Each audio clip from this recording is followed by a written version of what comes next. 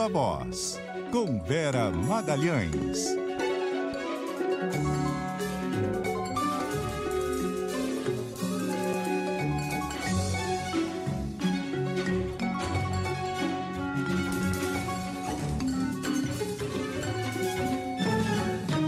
Vera Magalhães, muito boa noite, tudo bem? Tudo bom. Oi, Débora. Oi, Carol. Boa noite, ouvintes. Também quem nos assiste. Uma ótima semana para todo mundo. Oi, Vera. Boa noite.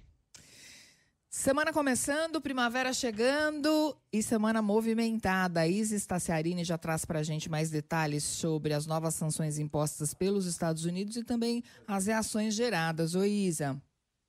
Pois é, Débora. Hoje o governo norte-americano anunciou, a aplicação de novas sanções contra pelo menos duas autoridades brasileiras, a advogada Viviane Barci de Moraes, que é a mulher do ministro do Supremo Alexandre de Moraes, que foi incluída nas aplicações da Lei Magnitsky, e o advogado-geral da União, Jorge Messias, que teve o visto revogado.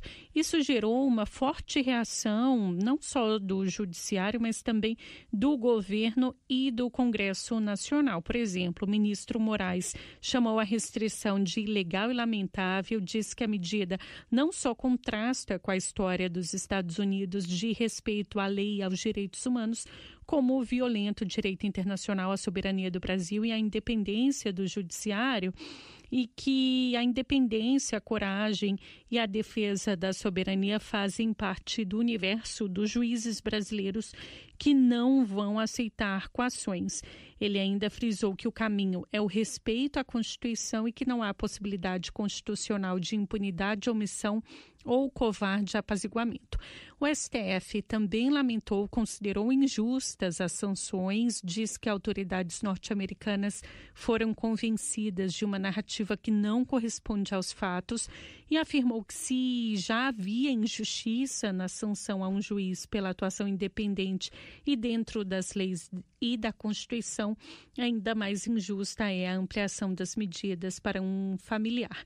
Do lado do governo, Itamaraty frisou que o Brasil não vai se curvar a mais essa agressão, disse que o executivo recebeu um anúncio com profunda indignação e que essa é mais uma tentativa de ingerência indevida em assuntos internos brasileiros e que as sanções representam a politização e o desvirtuamento na aplicação da lei.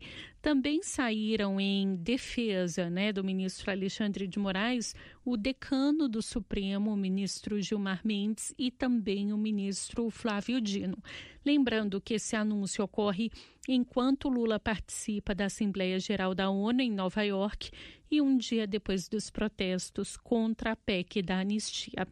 Volto com vocês. Obrigada, Isa. E amanhã, Vera, o Brasil, como de costume, como é tradição, abre a Assembleia Geral da ONU. O presidente Lula deve tocar nesse assunto durante o discurso? Pois é, uma loucura isso acontecer na véspera, do discurso do Brasil na abertura da Assembleia Geral da ONU.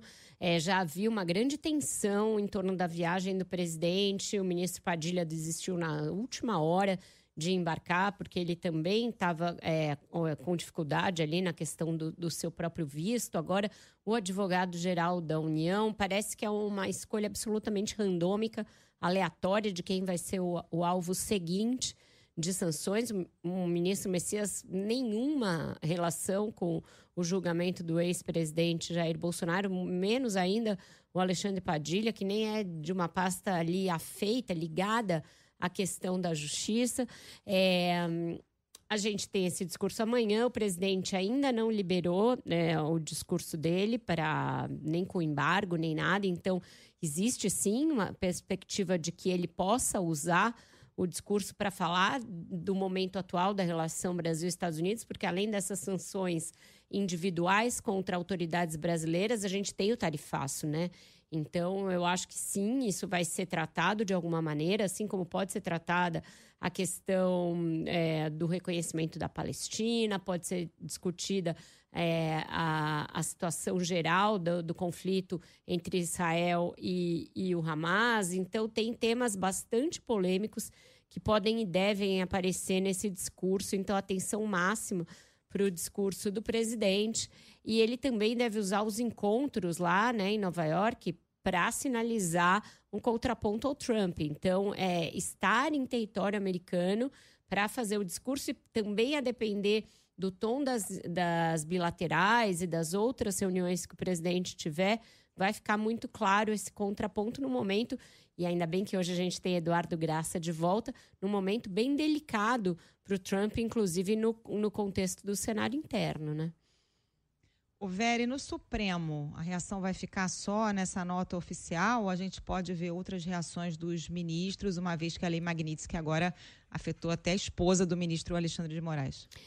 Pois é, Carol, eu acho que claramente essas novas sanções acabam por implodir qualquer ideia do Supremo de um acordo de pacificação, um acordo, um pacto, essas palavras que voltaram à moda na semana passada, que depois daquele encontro entre Michel Temer, Paulinho da Força e Aécio Neves, né, voltaram a vigorar. A gente até vai falar ainda, né, dos protestos, vai falar do impacto disso sobre a discussão de anistia, mas isso conjugado com a extensão da Lei Magnitsky, a mulher do ministro Alexandre de Moraes e ao ministro-chefe da AGU, deve levar os ministros a recolherem os flaps e saírem de qualquer negociação sobre dosimetria, sobre anistia, sobre qualquer um desses temas. Então, sim, pode ser que publicamente se restrinja a esses ministros que comentaram e a nota oficial do Supremo, mas eu acho que nos bastidores, essa nova investida dos Estados Unidos vai ter um condão de frear os acordos, assim como os atos do fim de semana já tiveram, e a gente pode voltar a falar disso depois de falar de anistia. Antes da gente continuar, vamos a Brasília. A Isa Staciarini está de volta, gente, porque o presidente Lula falou sobre essa questão de Israel e da Palestina. O que ele disse, hein, Isa? Carol, olha, Lula afirmou há pouco que a tirania do veto impede o Conselho de Segurança da ONU de evitar atrocidades e voltou a dizer que o que se vive na faixa de Gaza é um genocídio. Lula disse que o conflito entre Israel e Palestina mostra como a tirania do veto sabota a própria razão de ser da ONU de evitar que atrocidades como as que motivaram a sua fundação se repitam. Lembrando que os Estados Unidos vetaram na semana passada um projeto de resolução do Conselho de Segurança que exigia um cessar-fogo em Gaza. Lula deu essa declaração há pouco durante uma participação na Conferência Internacional de Alto Nível para discutir a situação da Palestina em Nova York, às vésperas do discurso dele na Assembleia Geral da ONU. Lula frisou que o direito de defesa de Israel contra o Hamas não autoriza a matança discriminada de civis e afirmou que não há palavra mais apropriada para descrever o que está ocorrendo em Gaza do que genocídio. Só para encerrar, Lula ainda falou que o que está acontecendo em Gaza não é só o extermínio do povo palestino, mas uma tentativa de aniquilamento do sonho da nação, que tanto Israel quanto a Palestina têm direito de existir. É com vocês. Obrigada, Isa. Tá aí, Vera, o presidente mantendo um tom elevado na crítica, né, ao presidente americano Donald Trump, que está no momento também de muitos problemas internos, né? Exato. Tem todo um problema aí de confronto com a imprensa.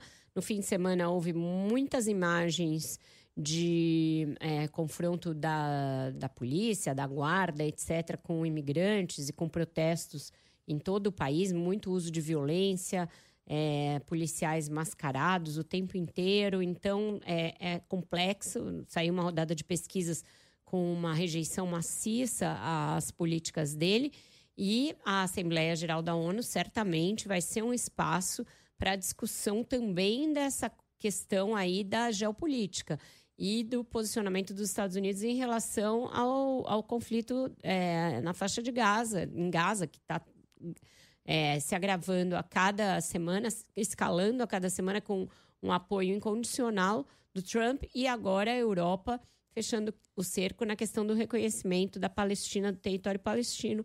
Então, essa vai ser uma Assembleia da ONU quentíssima, com muitos desdobramentos, certamente.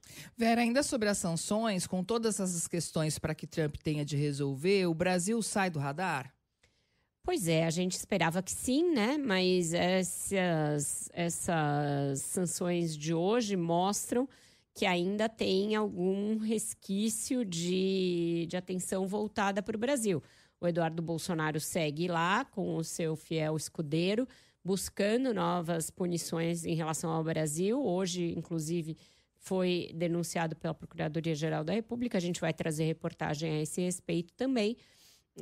Então, pelo jeito, ainda não esgotaram as munições em relação ao Brasil. O discurso do presidente amanhã pode até dar pano para a manga de novas sanções. A gente não consegue ter nenhuma previsibilidade em relação ao que o Donald Trump vai fazer, infelizmente. Vamos falar dos protestos e sobre as articulações sobre o projeto da anistia, o projeto da dosimetria. Samantha Klein. Oi, Débora. A gente tem aí essas articulações que vão continuar apesar de alguns subterfúgios, alguns obstáculos no caminho. Até porque, assim, o deputado Paulinho da Força retomou essa articulação, não veio para Brasília hoje por conta do temporal em Brasília e ele ainda fala em avançar com o projeto de redução de penas aos envolvidos nos atos golpistas. Amanhã ele tem reunião com as bancadas do PL, do MDB, do PDT, republicanos e também com o PT. O horário aí com o PT ainda vai ser definido. Paulinho tem dito que pode sim avançar com o que chama de PL da dosimetria, porém hoje mais cedo ele disse à coluna da nossa colega Malu Gaspar que terá de repensar o texto depois das novas sanções dos Estados Unidos pela lei Magnitsky. Já a oposição vai manter o discurso de que não aceita só redução de penas, porém nos bastidores já está considerando que pode vir a ceder. O que seria o risco de não avançar com nenhum tipo de perdão ou caso avançasse um projeto mais radical, o veto do presidente Lula seria certo e absoluto, dada a resistência, portanto, um veto dificilmente seria derrubado aqui no Congresso. Por outro lado, agora, Lindbergh Farias, líder do PT, acabou de dar uma coletiva de imprensa. O que ele disse? Que o Brasil está sofrendo violentos ataques e que é inaceitável qualquer manutenção de discussão sobre anistia ou revisão de penas diante de novos ataques de Washington, citando aí, claro, as sanções pela lei Magnitsky contra a esposa do ministro Alexandre de Moraes e o ministro Jorge Messias. Ele disse, inclusive, que se o Congresso avançar com esse texto, seria o mesmo que se ajoelhar diante de um violento ataque de Donald Trump. Para ele, o projeto esfriou, mas certo é que essa articulação continua. Mais cedo, hoje de manhã, num evento do setor financeiro, o presidente da Câmara, Hugo Mota, disse que o Congresso passou por uma semana muito difícil e que agora a ideia é tirar da frente as pautas tóxicas, dando aí um tom de que pode avançar com pautas de interesse do governo, como a isenção do imposto de renda para quem ganha até R$5 mil, mas fato é que a gente tem poucas certezas e muita articulação nos bastidores. Com vocês. Obrigada pelas informações. Essa foi a Samantha Klein. Vamos começar aqui pelos atos, Vera, porque os atos foram atos grandes. Aproximadamente 40 mil pessoas em São Paulo, 40 mil pessoas também no Rio de Janeiro. Com isso, o acordão fica ameaçado? Fica, certamente fica, porque eu acho que os políticos não esperavam o tamanho das manifestações de rua, que foram organizadas por nenhum partido, foram organizadas a partir da sociedade civil. Teve um papel muito importante a Paula Lavigne, que arregimentou ali os artistas. A partir disso, começou a convocar atos em todas as cidades, a dividir ali quem comandaria os atos em cada cidade, e a coisa tomou realmente uma proporção como há muito tempo a gente não via.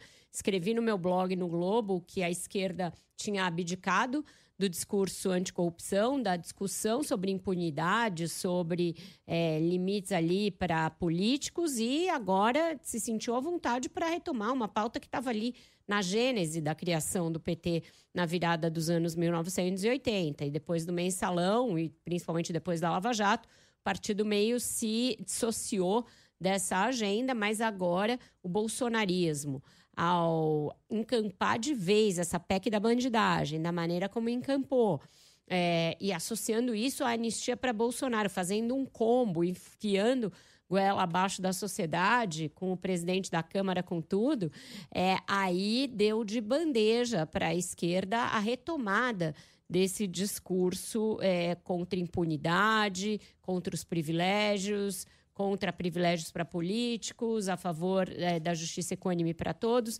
Então, os atos foram muito grandes. Eu acho que ninguém previa. A Samantha fez menção aí à fala do presidente da Câmara, Hugo Mota.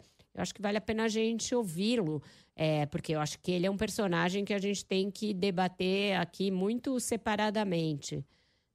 Hoje nós temos deputados sendo processados por crimes de opinião, nós temos deputados sendo processados por discursos na tribuna, nós temos deputados sendo processados por uso das redes sociais. Essa é a realidade do país hoje. É por isso que a Câmara dos Deputados, na sua maioria, com mais de 350 votos, decidiu não inventar nenhum texto, mas fazer apenas a retomada do texto do Constituinte originário, daqueles que fizeram a Constituição de 1988. E ver toda essa discussão ser distorcida, PEC da blindagem, PEC disso, PEC daquilo, não é correto. Enquanto presidente da Câmara, eu respeito, por exemplo, a posição que o Senado vai ter com relação à PEC. É um dever do Senado. É claro que a Câmara não vai aliviar para um parlamentar que cometa um crime comum, seja ele qual for. O que nós estamos dizendo é que a liberdade para o livre exercício do mandato outorgado pelo povo, pelo voto popular, ele precisa estar protegido. Foi isso que nós votamos.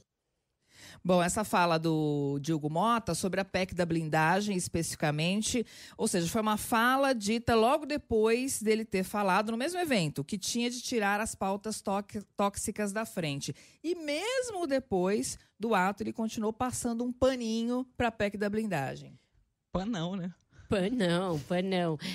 Não, ficou muito ruim para ele, né? No fim de semana circularam ali boatos que ele tratou de desmentir, de que ele poderia até avocar de volta a PEC da blindagem e meio... Senado, devolve aí que a gente vai matar no peito. Ele negou que fosse fazer isso, eu procurei assessoria dele, ele de pronto negou, mas o fato é que tinha gente até aconselhando o presidente da Câmara a fazer isso, de tão feio que ficou. O Globo tinha feito uma enquete com os senadores e tinha chegado num placar antes das manifestações. Depois das manifestações, já tinha uma maioria absoluta dos senadores para enterrar essa PEC da blindagem de uma vez por todas, sem dar nenhuma satisfação para a Câmara. Deverá ser enterrada na própria CCJ, morreu, vai ficar como um capítulo nefasto da história da Câmara dos Deputados, capítulo triste. É incrível que um deputado tão jovem faça um discurso tão equivocado como esse, dissociado da realidade, de costas para a opinião pública. Ele dá a entender que ele não está nem aí para o que a opinião pública pensa a respeito da Câmara dos Deputados. Ele acha que aqueles interesses e aquela lógica interna ali prevalecem sobre o bom senso, prevalecem sobre a inteligência média da população. Ele vir com esse papinho do coitado do constituinte originário, o coitado do constituinte que lá em 88 estava preocupado, sim, em proteger parlamentares que pudessem ser perseguidos por algum resquício autoritário, enfim, garantir que a redemocratização se daria em termos ali totais, uma vez que, por exemplo, um dos atos mais nefastos da ditadura, o AI-5, veio como desculpa, usando como desculpa um discurso de um deputado, né? Ele vir com esse papo de que se respeitar a vontade do constituinte originário, quando a gente sabe que mesmo essa determinação originária da Constituição serviu por muitos anos como biombo para que não se processassem políticos. Essa é a realidade do Brasil. Só queremos proteger votos de opinião. Então, para que colocar crime comum? Então, para que colocar votação secreta? Para você abrir um processo contra deputados. Então, por que colocar votação secreta para você abrir um processo contra deputados tendo perdido essa votação, colocar no tapetão, no VAR de novo? Não tem justificativa para o que a Câmara fez. E o deputado Hugo Mota deve saber disso, porque nem ele deve acreditar nesse discurso que ele está fazendo. E do jeito que ele fala, parece que as pessoas entenderam errado, né? Teve uma distorção. Que distorção? A crítica é a PEC exatamente pelo que a PEC é. Não teve distorção nenhuma, não teve um erro na interpretação das pessoas a respeito da PEC. E acho engraçado quando ele fala assim, é claro que a Câmara não vai aliviar. O histórico da Câmara mostra que alivia, né, gente? A Câmara não cassou nenhum mandato do Domingos Brazão, acusado de um assassinato da vereadora Marielle Franco. Então, assim, o histórico joga contra, né? Carol, a Câmara está para designar líder da minoria na casa, esse deputado que está há quantos meses fora do país.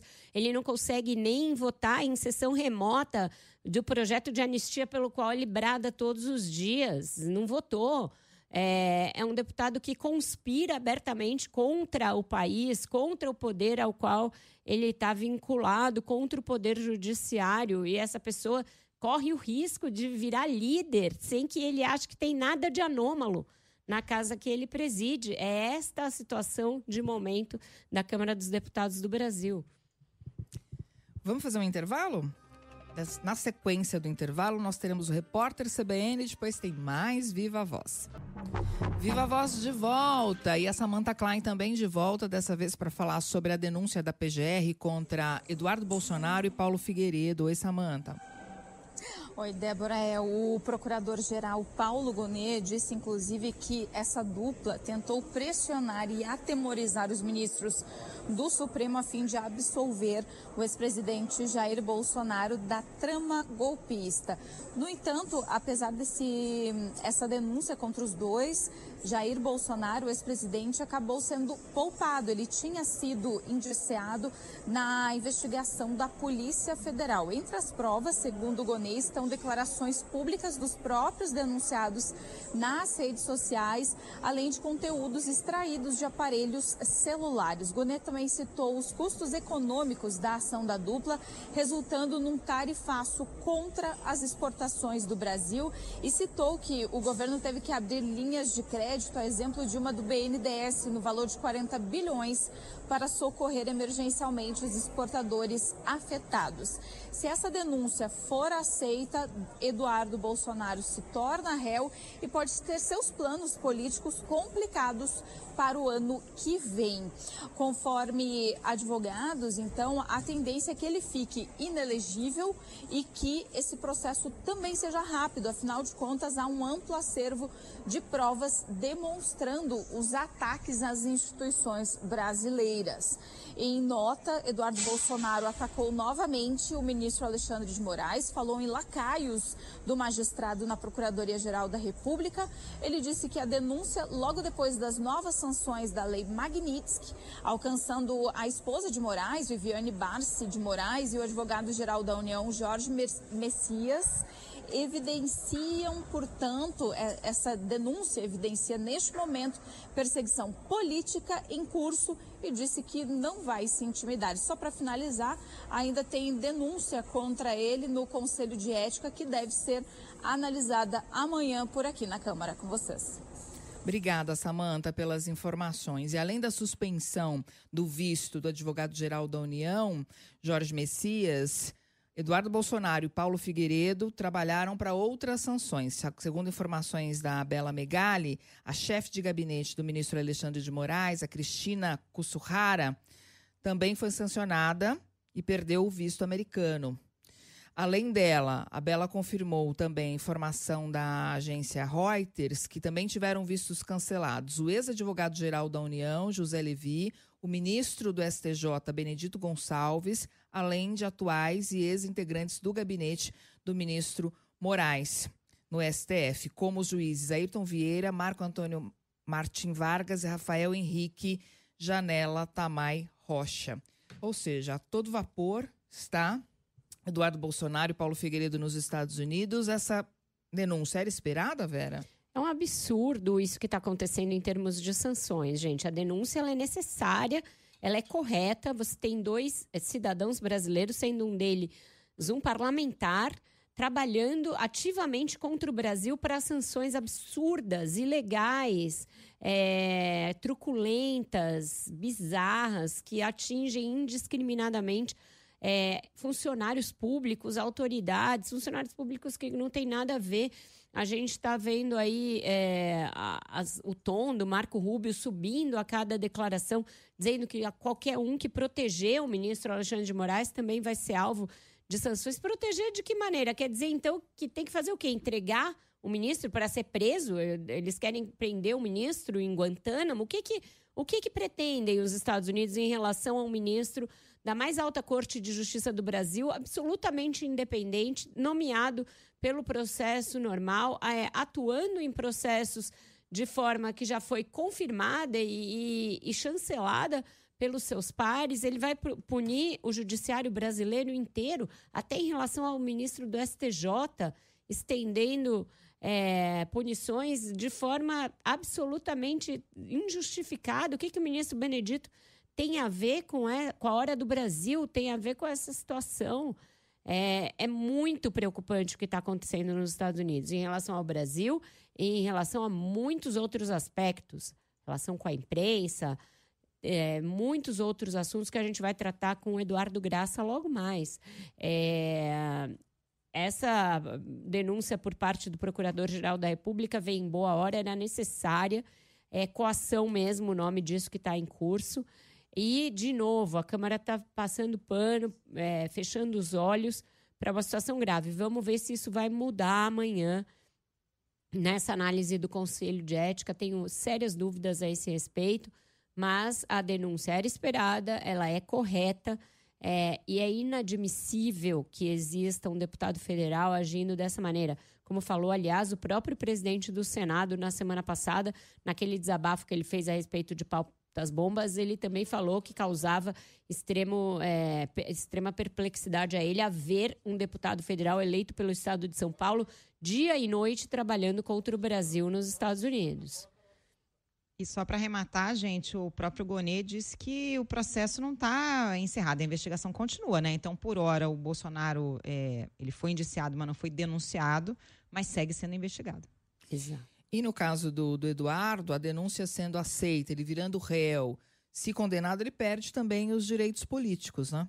Exato, mas a gente não sabe o timing em que isso vai acontecer, se vai acontecer antes da eleição. Já está muito complexa a eleição dele. A ideia do clã era que ele fosse candidato ao Senado, naquele plano do Bolsonaro de povoar o Senado de bolsonaristas e, a partir de lá, empreender uma nova campanha contra o Supremo Tribunal Federal.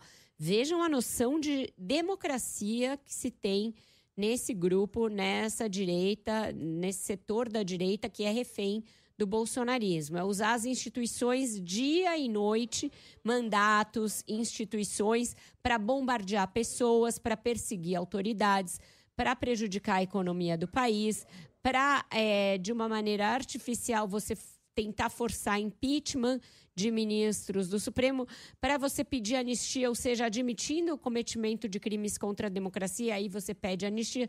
Então, não é que haja algum tipo de arrependimento, algum tipo de revisão das condutas do que foi o governo Bolsonaro. É uma reafirmação diária de métodos, de procedimentos, de visão de mundo, de visão de política, de visão de economia, que é violenta, que é autoritária e que busca sempre o confronto e o conflito. Então, é isso que a gente está assistindo.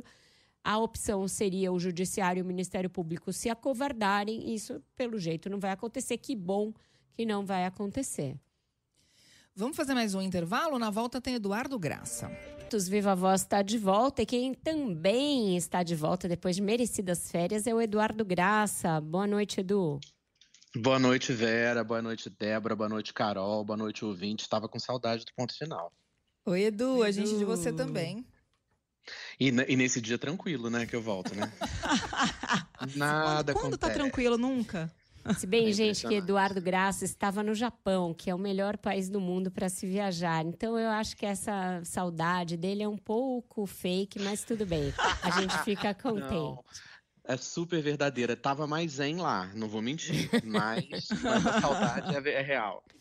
Eduardo, como o mundo não nos deixa ficar zen por muito tempo, né? Amanhã, já de cara na sua volta, já tem a abertura da Assembleia Geral da ONU nesse climão que a gente está vendo, né? O Lula deverá falar sobre as sanções que o Brasil está recebendo, seja tarifaço, seja Magnitsky para lá e para cá, cancelamento de vistos, e ele fala logo antes do Trump. As relações estão muito mal, a gente viu essas novas sanções determinadas hoje, a PGR denunciou o Eduardo Bolsonaro e seu fiel escudeiro Paulo Figueiredo, e sabemos que não tem bilateral entre Lula e Trump. E aí, a gente vai ter alfinetadas de lá e de cá, troca de farpas nos discursos, pode ter algum bate-boca, algum encontro. O que a gente pode esperar desse entretenimento ONU amanhã? Exatamente, entretenimento ONU. O presidente Lula deve fazer um discurso centrado na defesa do multilateralismo, especialmente porque amanhã, né, Vera, também são os 80 anos de Assembleia, né, os 80 anos da ONU, que é um organismo, aliás, constantemente criticado pelo próprio Trump. Um discurso atrás do outro, né? O Lula fala imediatamente antes do Trump, deve naturalmente facilitar uma leitura de distanciamento das duas agendas, como talvez nunca a gente tenha visto antes nas duas maiores democracias do continente. O presidente brasileiro deve tratar de democracia, independência dos poderes, importância de se combater a crise do clima e, claro, da defesa das soberanias nacionais, que é tudo que o Trump não quer nem ouvir falar. Até as notícias de hoje, o que se sabia do Planalto era que decidira-se que o presidente não iria tratar diretamente no seu discurso amanhã da condenação do ex-presidente Bolsonaro pelo Supremo Tribunal Federal por tramar contra a democracia brasileira, nem das sanções específicas a autoridades e familiares das autoridades brasileiras. Agora, não se sabe se essa decisão mudou e se o presidente vai mencionar de alguma maneira os fatos de hoje. Ninguém está esperando uma troca de farpas direta entre os dois, porque, afinal de contas, o Lula e o Trump vão falar para toda a comunidade internacional. E no caso do presidente brasileiro, que, como o Trump já teve outras vezes naquele mesmo pódio, há compreensão clara de que o eco do que ele vai falar amanhã é grande. E que o Lula já está, na prática, como a gente sabe, na disputa para a reeleição.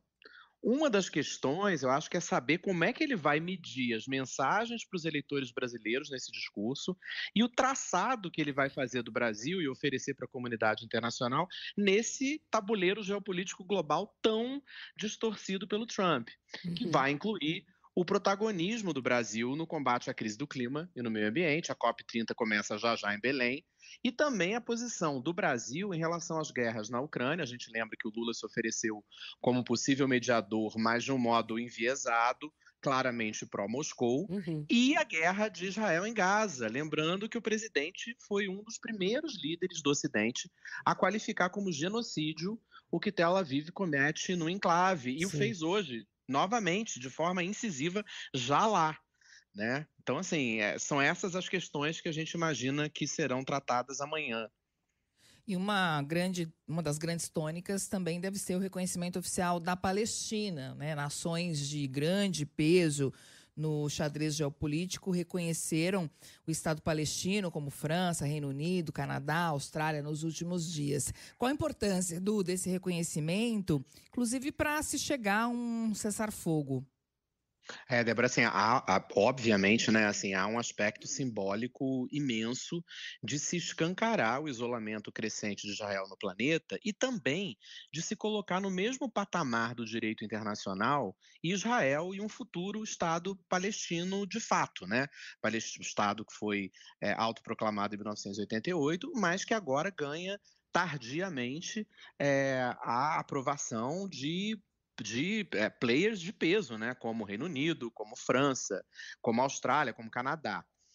Agora, isso acontece num momento especialmente importante em que figuras de proa do governo israelense falam cada vez mais abertamente no desejo de se anexar parte ou até a totalidade dos territórios ocupados, não só Gaza, mas Cisjordânia também.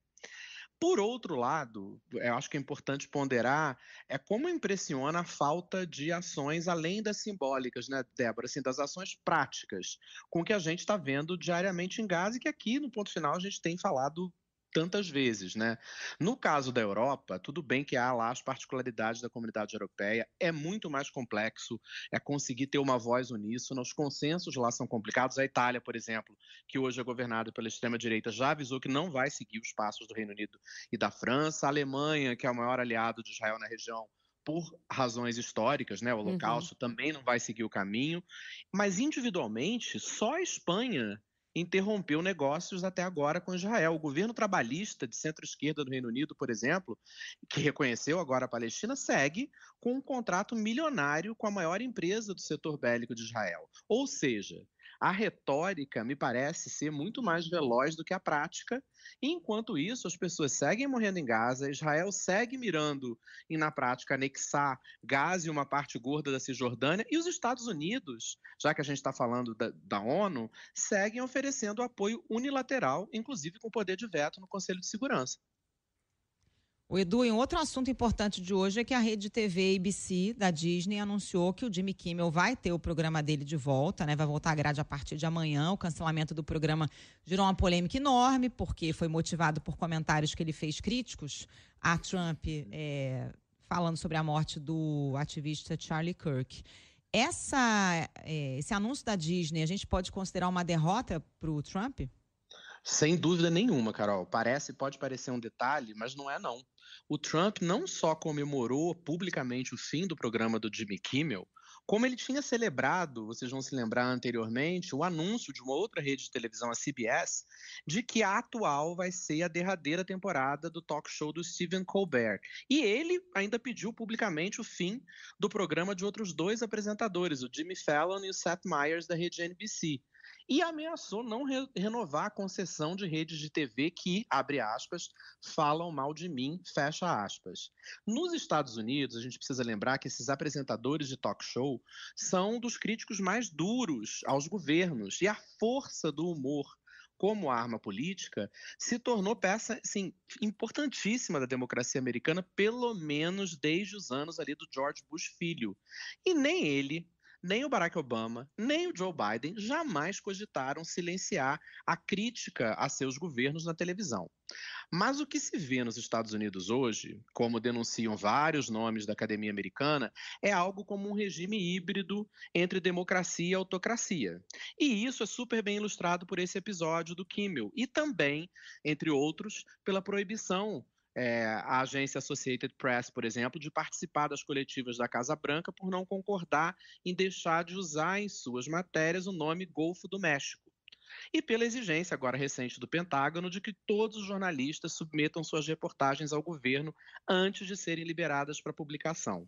Ontem, no funeral do Charlie Kirk, que foi a vítima mais recente da crescente violência política nos Estados Unidos, que também atingiu de forma fatal políticos do Partido Democrata recentemente, esse funeral foi transformado numa espécie de comício. Assim, Carol, me lembrou muito de alguns dos comícios do Trump, inclusive no próprio estado de Arizona, na própria grande dele, que eu cobri no ano passado. E as palavras de ordem proferidas ontem pelas autoridades contra o que eles chamam de extrema esquerda, inclusive Trump dizendo que odeia os seus inimigos, elas enfatizaram uma confusão maliciosa e proposital entre discurso de ódio e discurso que o Trump odeia, como pontuou um dos mais experimentados repórteres de política dos Estados Unidos ontem, o Peter Baker, do New York Times. Ou seja, a tática da extrema-direita é de que qualquer crítica ao Trump passa a ser tratada como discurso de ódio, passível, portanto, de punição, de silenciamento, num claro ataque à liberdade de expressão. Por isso, esse voltar atrás da ABC, que não foi por acaso, né? Ela recebeu uma saraivada de críticas. A ABC, que é a dona da ABC, é a Disney, assim, recebeu muita crítica, justamente por ter cedido esse tique autocrata do Trump.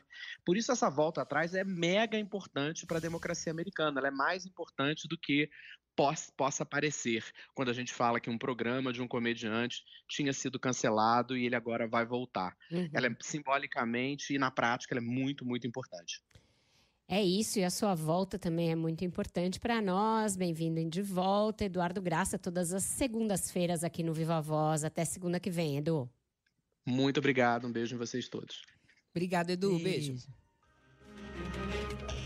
Igor Cardim está de volta de Brasília com mais informações. O ministro da Fazenda, Fernando Haddad, falou hoje sobre o arcabouço fiscal. Oi, Igor. Oi, Débora. Pois é, ele indicou a necessidade de ajustes no arcabouço e admitiu que deve precisar de uma nova rodada de negociação com o Congresso para debater algumas mudanças. Segundo Haddad, a arquitetura da regra que limita o crescimento dos gastos públicos funciona, mas será necessário discutir alguns temas fiscais no Congresso. O ministro participou de um evento do Banco BTG em São Paulo. Haddad disse que o Congresso e o Judiciário também influenciam a política fiscal por meio de decisões judiciais que ampliam despesas ou com a aprovação de um espaço maior para que emendas que pressionam o orçamento fiscal. Haddad criticou ainda despesas que o atual governo paga, mas que foram assumidas ainda em 2021 na gestão Bolsonaro. Ele citou como exemplos de gastos que aumentaram as mudanças nas regras do BPC e do Fundeb, com impacto de cerca de 70 bilhões de reais, sem contar as emendas que já chegam a 50 bilhões de reais. Por isso, Haddad disse que deve sim precisar de uma nova rodada de negociações com o Congresso sobre o arcabouço. Primeiro, nós temos 50 bi de emenda parlamentar. Nós não tínhamos isso. Goste ou não, temos 50 bilhões de reais de emenda parlamentar. Os precatórios, que não tem a ver, decisão judicial não tem a ver com decisão tomada por esse governo. Você sabe que só no Fundef, que é da época do Fernando Henrique, nós pagamos mais de 30 bilhões de reais para estados e municípios durante este governo Lula. Então, os precatórios subiram para um patamar, praticamente quase dobraram de tamanho. Então, nós temos que olhar para as contas públicas com maturidade. Aconteceram fatos no Brasil que agravaram a questão orçamentária. Ele se disse otimista ainda com a expectativa sobre os juros futuros. Débora. Obrigada, Igor, pelas informações. Nesse evento, o ministro falou mal também dos governos Temer, Bolsonaro e disse que a solução é a reeleição de Lula. Agora, Vera, essa rodada de negociação que ele disse que vai ser necessária com o Congresso, tende a ser uma peleja também?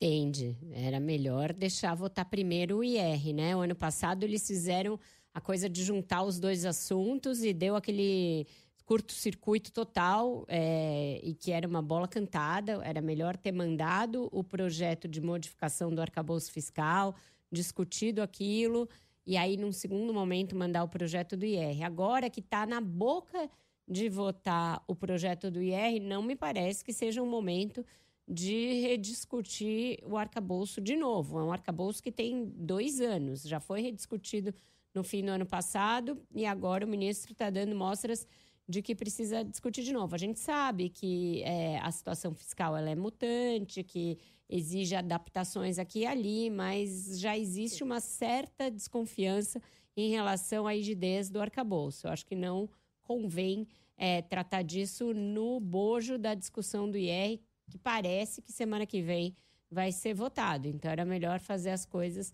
de forma separada, Débora. É isso, então. Vera, até amanhã. Até amanhã. Vocês ficam agora com a terceira hora do Ponto Final e amanhã tem mais Viva Voz. Até lá. Tchau, tchau, Beijo, Carol. Vera.